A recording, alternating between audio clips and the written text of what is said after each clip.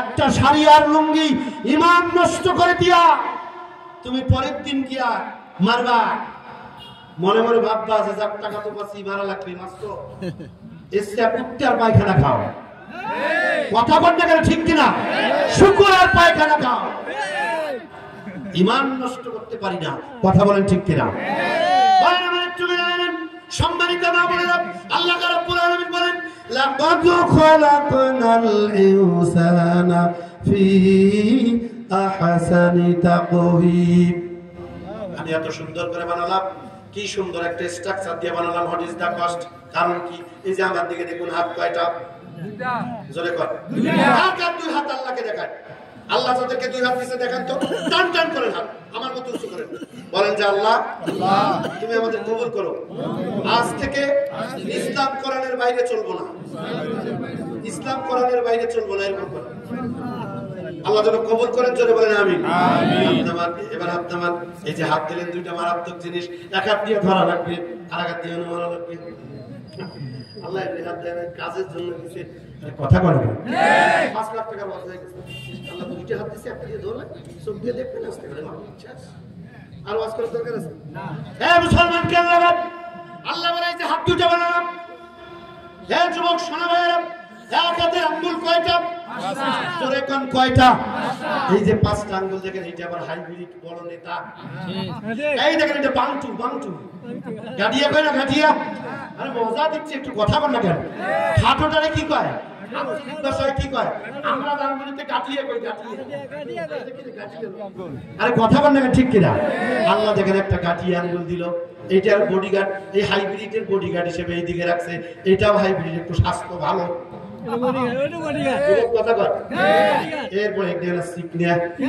আল্লাহ বলে বান্দা কোনদিন চিন্তাও করো নাই।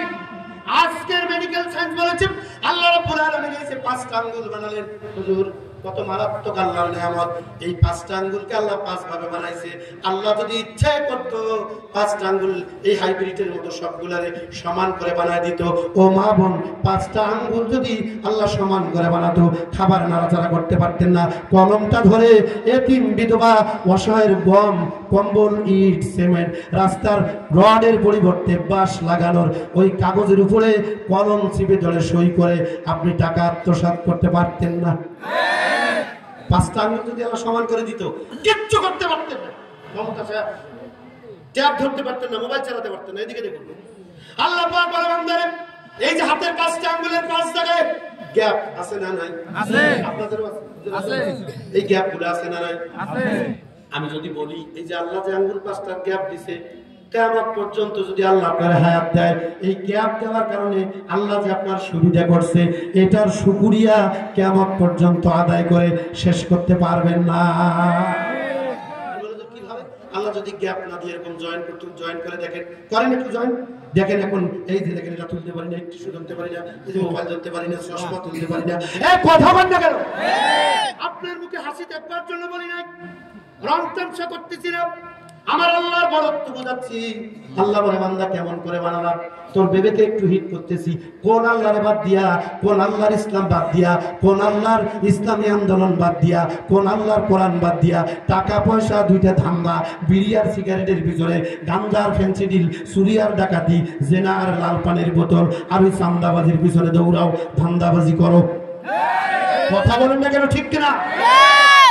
মুসলমান ভাইয়েরা আমার একটু মেলে নেন। আল্লাহ পাক বলেছে জয়েন্টগুলো দিয়ে দিলাম, এরকম জয়েন্ট দিলাম, কিচ্ছু তুমি করতে পারতো না। আমি আল্লাহ পাক এত চমৎকার করে তোমাকে বানিয়েছি বান্দারে। আমার ভাইয়েরা, এখন প্রশ্ন আসতে পারে, হুজুর আল্লাহ তাআলা এত সুন্দর করে মানুষ কেন বানালেন? আল্লাহ পাক এত চমৎকার করে কেন মানুষ বানালো, পুরুষ বানালো, নারী বানালো? What is the cost? আল্লাহর উদ্দেশ্য জোরে বলেন তো, আছে না নাই? আছে। আমার ভাইরা, কি উদ্দেশ্য আল্লাহর? কোরআন কারীমকে কেউ যদি এমন প্রশ্ন করে, আল্লাহ রাব্বুল আলামিন এমন প্রশ্নের জবাব 1500 বছর আগে আমার রাব্বুল আলামিন কোরআন কারীমে রেকর্ড করে দিয়েছেন। চিৎকার করে বলুন সুবহানাল্লাহ। কোরআন কারীম জানিয়ে দিচ্ছেন, ওমা খালাকুতুল জিন্না ওয়াল ইনসা ইল্লা লিয়াবুদুন। মানুষ আর জিন বানিয়েছি এই দুনিয়ায় গোলামি আর দাসত্ব করবে কার? আল্লাহ। চিল্লায়ে বলুন কার? আল্লাহ। পিছনের বাইরে বলুন আল্লাহ বলছে ওমা খলাকতুল জিন্না ওয়াল ইনসা ইল্লা লিয়াবুদুন, এই পৃথিবীতে মানুষ জিন বানিয়েছি, তাদের কাজই হলো গোলামি করবে কার? আল্লাহ। এই জন্য আমরা নামাজের ভিতরে বলি ইয়্যাকা না'বুদু, আয় আল্লাহ তোমার গোলামি করি, তোমার দাসত্ব করি। এদিকে দেখেন আমি আগেই বলছি এই একটা শব্দের বাইরে আমি যাব না। আলেম ওলামা তারা আমার আলোচনাটা ভালো বুঝবে। যারা আলেম এতক্ষণ যা বললাম দেখেন জায়গায় এসে মিলে গেল। গোলামি করা লাগবে কার? আল্লাহ। চিল্লায় কোন কার? আল্লাহ। কে বলেছে? আল্লাহ। এই জন্যই আপনাকে বানানো হয়েছে। আর আমরা নামাজে বলি এই দিয়া কেন? সম্মানিত ভাইরা আমার, এই নামাজ তো আমরা পড়তে পারি না, নামাজ আমরা পড়তে পারি না। দেখেন আজকে নামাজ শুরু হয়, সেদিন এক জায়গায় নামাজে দাঁড়াইলাম, মাগরিবের নামাজ, এক রাকাত হয়ে গেছে, ইমাম সাহেব কোরআন শরীফ পড়তেছে, আমার পাশে এক মুরব্বি, মাগরিবের নামাজ পড়তেছে, এক রাকাত শেষ, তৃতীয় রাকাতে যখন ইমাম সাহেব কোরআন পড়তেছে, আমার সাথে যারা মুরব্বি মানুষ এরকম পকেটে একটা মোবাইল হাইব্রিড বাটন ফোন, কিন্তু গোস্ত ডাংলা মোটায় সোটায়, মানে আমারটা তো ছোট্ট এই যে বাটন ফোন, কিন্তু ওই যে একটু গোস্ত ডাংলা, বুঝেন না, মোটা আছে না এরকম কিছু মোবাইল। ওর বাপ কি রিংটোন বাজে, মুরব্বি দ্বিতীয় রাকাত যখন চলছে, হুজুর কে যেন মুরব্বির মোবাইলে কল দিছে, মাগরিবের নামাজ। গোলামি করা লাগবে কার? আল্লাহ। এই গোলামির যত সিস্টেম আছে আগে ভালো করে বুঝেন। আল্লাহ রাব্বুল আলামিন বলে আমার বান্দা-বান্দি এই পৃথিবীতে যত আইটেম, যত সিস্টেমে আল্লাহর গোলামি করবা, তার এক নম্বর আইটেম আল্লাহর গোলামি করার এক নম্বর সিস্টেমটা কি? আল্লাহ কোরআনে কারীমের অন্য জায়গায় বলেছেন, আল্লাহ পাক বলেন আল্লাযীনা ইউমিনুনা বিল গায়বি ওয়া ইউকিমুনাস সালাত। আল্লাহু আকবার। ঈমান আনার সাথে সাথে একজন মানুষের প্রথম কাজ কি? চিল্লাই কর, সবাই কর, আরো জোরে, আরো জোরে। সবাই নামাজ পড়ে? যে নামাজ পড়ে না তার মুসলমান পরিচয় দেওয়া বেহক, কোন অধিকার নাই। যে মুসলমান নামাজ পড়ে না, মুসলমানিত্ব তার নাই। কথা তো বললেন না ভাই, মানে বুঝে গেল আপনারা নামাজ পড়েন না। এই নামাজ গোলামির এক নম্বর সিস্টেম হলো নামাজ। আমি আস্তে আস্তে বলবো, খারাপ লাগতেছে আপনাদের? রাত গভীর হলে আমার করার কিচ্ছু নেই, আমাকে দোষারোপ করবেন না। 10টা কি 12টা প্রধান বক্তার ফিক্সড টাইম, 11টা 5 মিনিটে মাইক পেয়েছি, আমি কি করবো? মুসলমান ভাই আমার একটু মেনে নেন, একটা লোক উঠে যাবে না। এই যে নামাজের ভিতরে নামাজ শুরু হয়ে গেল, দ্বিতীয় রাকাত থেকে এবার মোবাইলে কল দিছে, মুরব্বির মোবাইলে রিংটোন বাজতেছে, আজও প্রতি রাতে জেগে থাকি তোমার আশায়। পুরা মানুষের মোবাইল এই রিংটোন বাজছে, চাচাই খালি একাত দিয়ে নামাজ চুপ করে ধরছে, আর একাত দিয়ে মোবাইল ডাক মুখ কাটি দিয়ে আবার চাইছে। দুই একটা আয়াত ইমাম সাহেবের পড়তে না পড়তে আবার কল আসছে, আজও প্রতি রাতে জেগে থাকি তোমার আশায়। বলবো একটু, আমি পাপিতা পিতাই কোরআনের গান গাই, মোরা পাপিতা পিতাই কোরআনের গান গাই, ঘুমে নেই দুটি চোখে জাহান্নামের ভয়। আজও প্রতি রাতে তাহাজ্জুদে জেগে থাকি, ওগো আল্লাহ তোমার জান্নাতের আশায়। জোরে বলেন কথা ঠিক কিনা? দ্বিতীয়বার যখন এই রিংটোন বাজছে, চাচাকে খড়খড় করে মোবাইল বের করে ডাকু খিচি কাটি দিছে, আবার পকেটে রাখছে। যে কল দিছে ওটা তো নামাজ কালাম পড়ে না, টাইম জানে না। দ্বিতীয়বার আবার কল দিছে, মনে হয় একটু জরুরি। ফির যখন রিংটোন বাজছে বাইক করে এইবার টাইম খালি নামাজটা শেষ হবে, আজটা করবো, খালি নামাজটা হবার টেস্টে। এরকম ভণ্ড নামাজি আছে না নাই? নামাজের কিছুই জানে না। একদিন একসাথে গল্প না, এগুলো আমার বাস্তব দেখা। একদিন ওয়াজে যাচ্ছিলাম পঞ্চগড় দেবীগঞ্জ, আমার মাহফিল, মাগরিবের রক্ত হয়ে গেল, ড্রাইভার গাড়ি চাপাই দিল, সবাই মিলে মসজিদে ঢুকলাম। আল্লাহর কি ইচ্ছা, একেবারে এমন মুরব্বি চাচা আমার পাশে দাঁড়াইছে, নামাজ পড়তেছি। আমার সাথে একটা লোক, উনি ঠোঁট নাড়ায় কি যেন বানান করি করতেছে। তাহলে আমার শেষ করে দিলাম, চাচা ইমাম সাহেবের কোরআন করলো, আপনি ঠোঁট নাড়াইলে কি করবো? আপনি বক্তা হইলে কি হবে বুঝেন কি আমার লেখাপড়া কম ওই যে দেখেন সামনের কাকা কয়েকখানে কা কয়েকখানে তা দিলে একটু আপনি হাসেন এরকম নামাজি না আছে নামাজে দাঁড়াইছে আমার দিকে দেখেন যেহেতু আল্লাহর গোলামের 1 নম্বর সিস্টেম নামাজ এরপরে এমন একটা হাদিস বলবো আপনার কলিজা থেকে এবার চোখ দিয়ে পানি আসবে ইনশাআল্লাহ কান লাগান ও মা বোন নামাজের ব্যাপারে বলবো এই নামাজ মুরব্বি মানুষ দেখবেন গরমের দিন নামাজে দাঁড়াইছে ইমাম সাহেব কোরআন পড়তেছে ইয়্যাকা না'বুদু ওয়া ইয়্যাকা নাস্তাঈন ইমাম সাহেব কোরআন কারীম তেলাওয়াত করে নামাজ পড়াইতেছে আর মুরব্বি এবার নিয়ত করে মসজিদের উপরে ফ্যান ঘুরতেছে ভালোই বাতাস লাগে মুরব্বি কয় কি এটা কি কোম্পানির ফ্যান ভালো তো বাতাস না বেটা কই কোম্পানির ফ্যান এই বাড়িতে লাগা রাখবে কথা বল না কেন এরকম বহুত নামাজি আছে না নাই হাজার হাজার মা বোন পুরুষ প্যান্ডেলে যা পুরুষ রয়েছে কয়েক গুণ বেশি মা বোনরা আছে মা বোনরাও কিন্তু নামাজ পড়ে অনেক মহিলা আছে অনেক জলিনে সকিনে নামাজ পড়ে স্বামী হলো গাঁজা খোর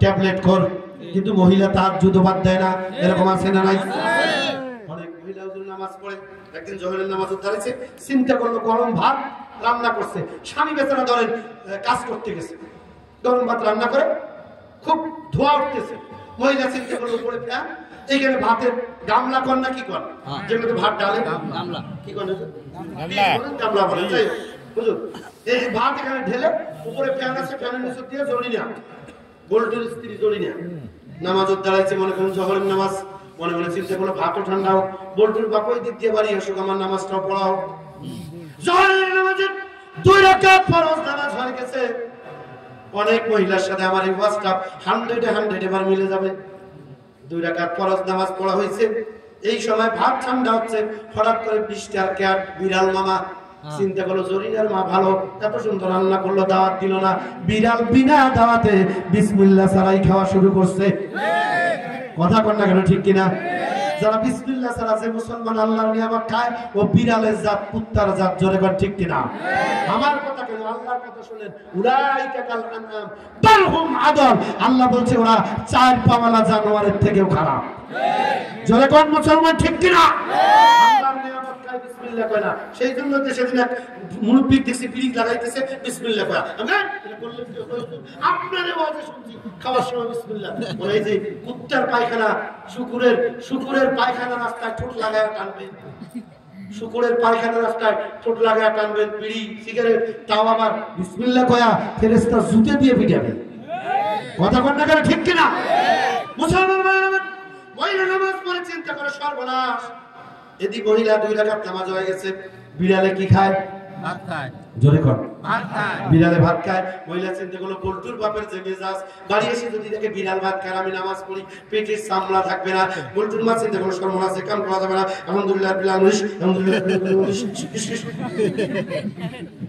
ঠিক কথা বল এটা কম বুঝবেন 100 হাজার হাজার মহিলার সাথে এটা মিলে যাবে নতুন বউ বাড়িতে এসে রান্না করবে বাড়ির ভাইচার বুঝে না মাগরিবের নামাজের টাইমে মুরগির গোশ শ্বশুর আব্বার বন্ধু আসবে বেটার বউয়ের রান্না খাবে প্রথম মুরগির গোশ বানাইছে হলুদের বোতল কোথায় আর ওই মশলার গুঁড়ের বোতল কোথায় নতুন বউ তো চিনবে না এখন বউ দৌড়ে গেছে শাশুড়ির কাছে যে আম্মা হলুদ কোথায় মশলা কোথায় নেবো গিয়া দেখে শাশুড়ি মাগরিবের নামাজে দাঁড়িয়ে গেছে তরকারি তো চলাইলাম নতুন আপনার বন্ধু আসবে নতুন আমি তার বৌমা আজকে প্রথম রান্না সর্বনাশ কি যে হয় তরকারি আম্মাও দাঁড়াইল নামাজ লবণ বা কোথায় মশলা বা কোথায় বৌমা এবার লবণ খোঁজে মশলা খোঁজে পায় না শাশুড়ি আলহামদুলিল্লাহ আপনি বৌমা টেনশন করে না ওই আলমারির ডান কর্নার দেখো 2টা ফুটে কালা সাদা ওই 2টা দেশে গরিব মধ্যে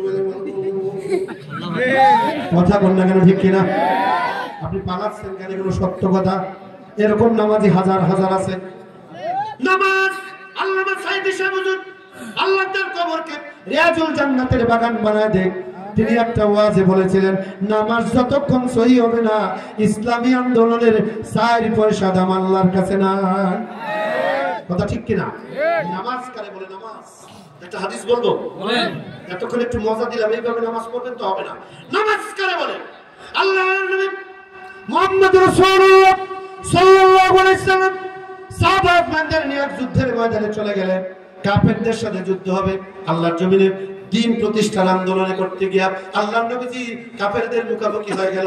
সাহাবীদের সাথে যুদ্ধ শুরু হয়ে গেল, কাফেরদের সাথে যুদ্ধ চলছে।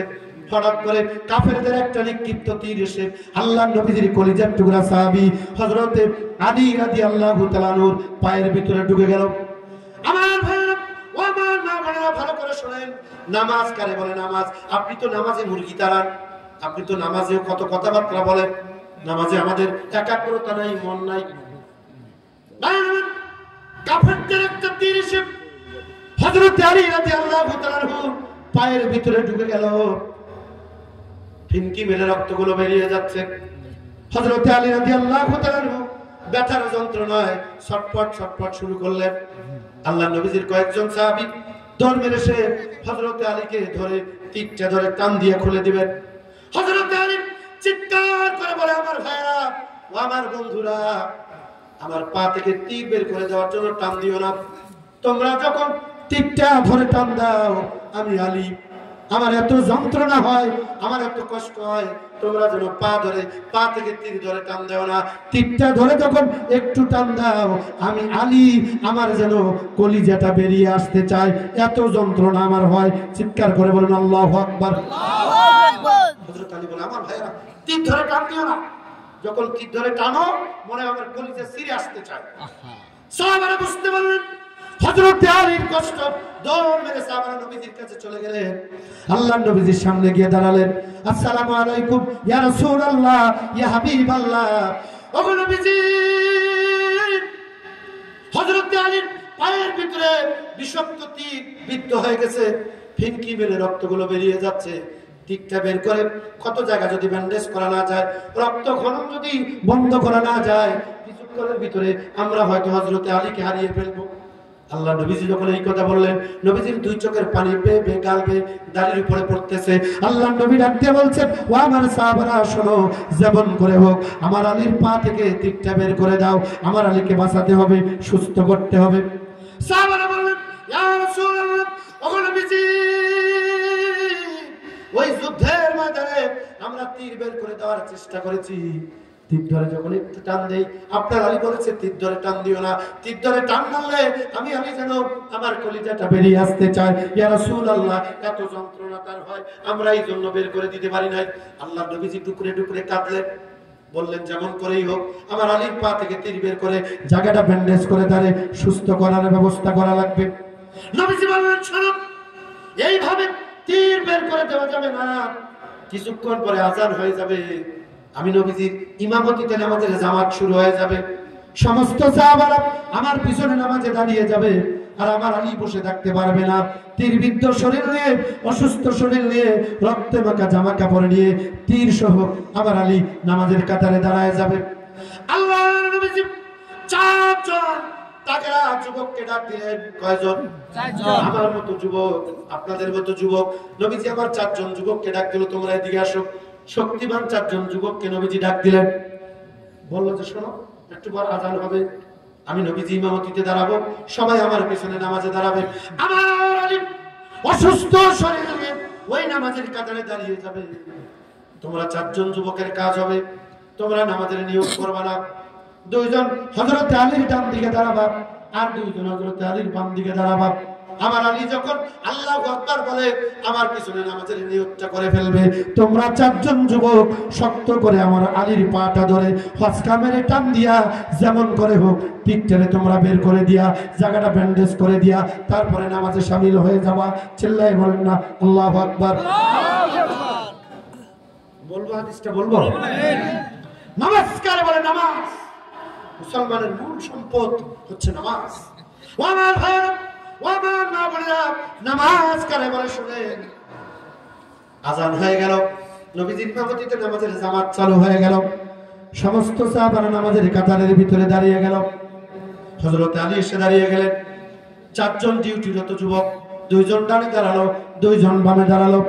হযরত আলী নামাজের ভিতরে যখন মুহাব্বতে পৌঁছে গেছে, এই চারজন যুবক শক্ত করে ধরে হসকা মেরে একটা টান দিয়া হযরত আলীর পা থেকে বিষাক্ত, এ ভাই, এই যান তো আপনি, আপনি দুজন ডাক্তার কেন? আপনার ভালো লাগে না? যান। ওরা কানা বক্তা, একা যাবে যাবে আরো দুটো ডাক দিয়ে নিয়ে যায়।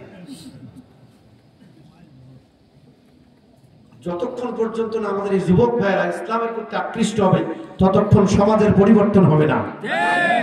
আমি এই কথার মাঝখানে মজাটাই নষ্ট হয়ে যাবে যদি এগুলো বলতে চাই, বাদ দিলাম। চারজন যুবক হযরত আলীকে শক্ত করে ধরলেন, শরীরের সবটুকুন শক্তি দিয়া হাসকা মেরে টান দিয়ে হযরত আলীর পা থেকে তীর বের করে দিলেন। হাদিস শরীফের ভিতরে আসলো তীরটা ছিল, মাথা ছিল বর্শির কল, যেরকম ভাঁজ হযরত আলীর পা থেকে তীর বের করার সময় বর্শির কলে যেরকম মাথাটা ভাঁজ, এরকম হযরত আলীর পায়ের গোস্ত তীরের ভিতরে লাগা। তীরটা বের করে পিছনে রেখে দিয়ে খেজুর পাতার চাটাই পোড়া দিয়া কত জায়গাটা ব্যান্ডেজ করে দিলেন।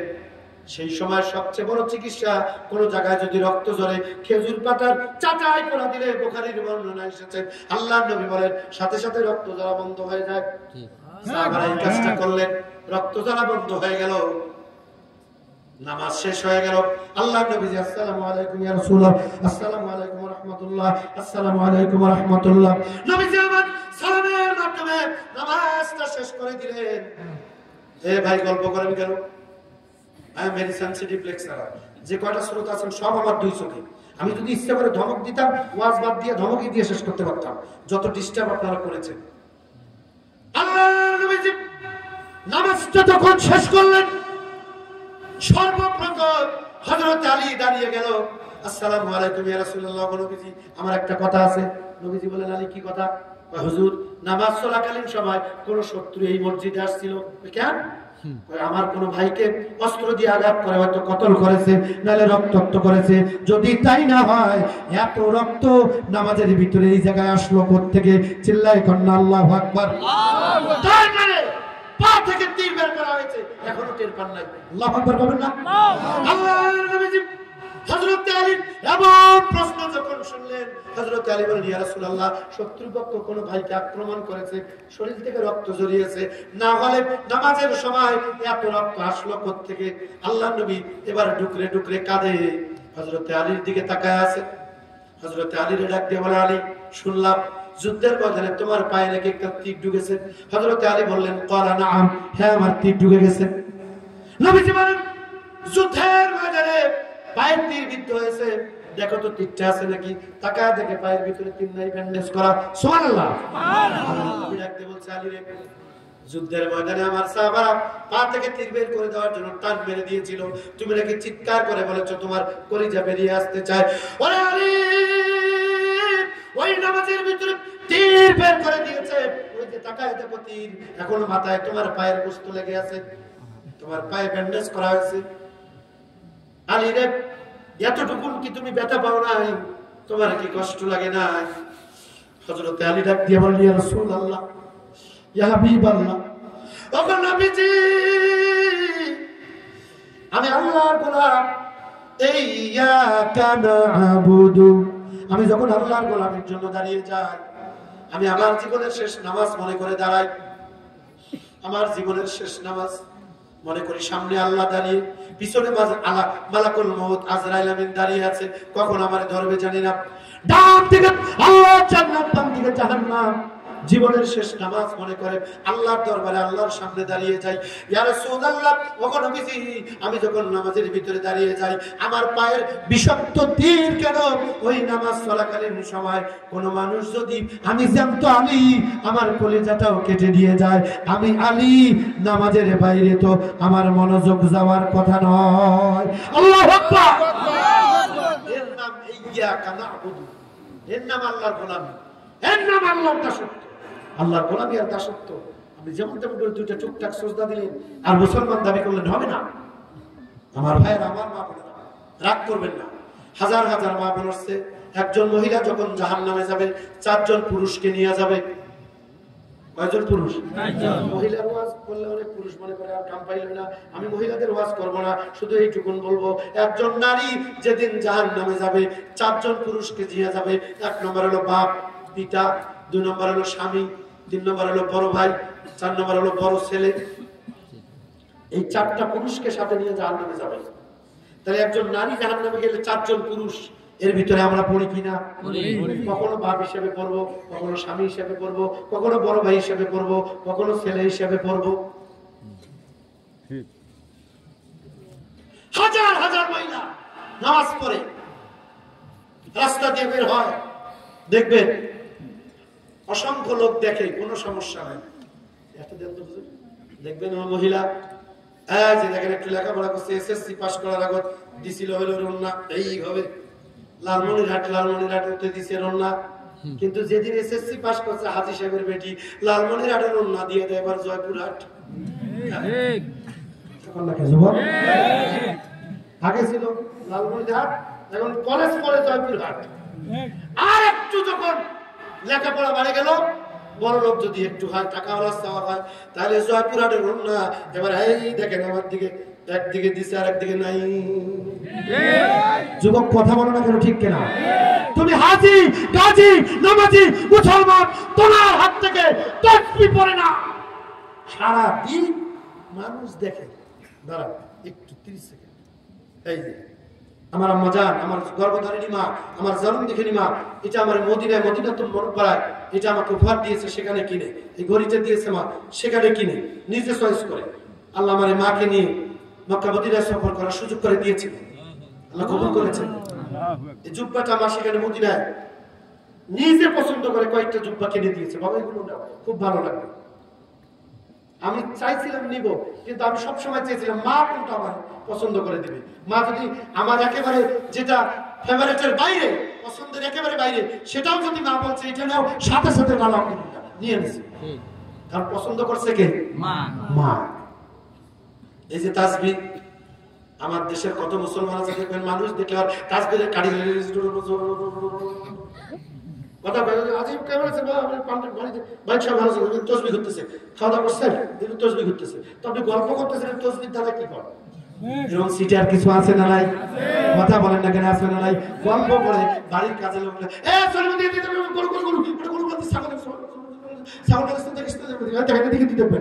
দেখবেন খাবে, কথা বলে কেন মানুষ দেখায় বাদত, এটা এই ইয়াকা না ভিতরে পড়ে না। নামাজ পড়ে একটা বেটি দেখবেন সারাদিন মানুষ দেখে কোনো সমস্যা নাই, খালি যদি দেখে ওই যে হুজুর আসতে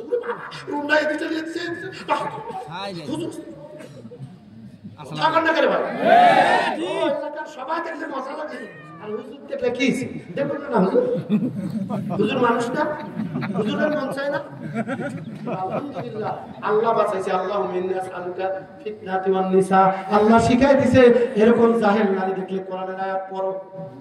দেখেন গ্রামের অনেক মহিলা আছে, হাজার হাজার পুরুষ যায়, ওই আরো পুরুষ দেখলে, আরো যদি যুবক দেখে যুবক, তাহলে মাঝে মধ্যে রন্নাপের হাতত নিয়ে ঠিক করে। আর কিছু কব, কথা বল না কেন? দেখলে বড় হোক শুধু রন্না চাল না পাইলে কারো গামছা নিয়ে মাথার দেওয়ার চেষ্টা করে, হুজুর আসতেছে, হুজুর কথা বল না কেন? শুনে রাখুন, এই হুজুরের সম্মান মহিলারা পর্দা করবে না করে হুজুর যেহেতু করে, আমি মনে করি এই হুজুররাই আগামী দিনে আল্লাহর কোরআন নিয়ে সামনে এগিয়ে যাবে, কেউ ঠেকাতে পারবে না ইনশাআল্লাহ। কথা বলেন ঠিক কিনা? জোরে বলেন ঠিক কিনা? এই যে তাসবিহ টানলে হাত থেকে তাসবিহ পড়ে না, মসজিদের টানটুকরা গাঁটটি নিয়া মাসের পর মাস থাকে, কোন আপত্তি নেই, নামাজ পড়ে কপালে করা ফেলাইছে, একটা বেটা গাঁজা খায়, ফেন্সিডিলখোর, ইয়াবাখোর, ইসলাম নবী ইসলামী আন্দোলনের চূড়ান্ত দুশমন, চিল্লায় কথা বলুন ঠিক কিনা? একটা বেটি পর্দা করে না, আর উনি তাসবিহ ফেলায় না। আল্লাহ বলছে কু আনফুসিকুম ওয়া আলাইকুম নার। বিরক্ত হচ্ছে না আমার ভাই? এই জন্য নারীদেরকে কন্ট্রোল করবেন পুরুষেরা। কিয়ামতের দিন ওই মহিলা যখন জাহান্নামে যাবে, কয়জন পুরুষকে নিয়ে যাবে? 4 জন পুরুষ। মুসলমান বন্ধুগণ, গোলামি করা লাগবে কার? আল্লাহ। চিল্লায় বলা লাগবে গোলামি করা লাগবে কার? আল্লাহ। শেষ করব না, আর একটু বলবো। একটা লোক যদি না বলেন, একটা মজার আলোচনা শোনা দিয়ে যায়, খুবই মজার আলোচনা। আল্লাহ পাক বলেন ওয়াকাদা রাব্বুকা আল্লা তা'বুদু ইল্লা ইয়্যাহু ওয়া বিল ওয়ালিদাইনি ইহসানা। কি মজার একটা আলোচনা। আমরা আলোচনা ভাই গল্প করা যাবে না। ভাই আল্লাহ পাক আলোচনা শুরু করছে, ইয়াকা নাবুদু গোলামি করা লাগবে কার? আল্লাহ। কোরআন কারীমের সূরা বনী ইসরাঈলের ভিতরে আল্লাহ পাক বলে ওয়াকাযা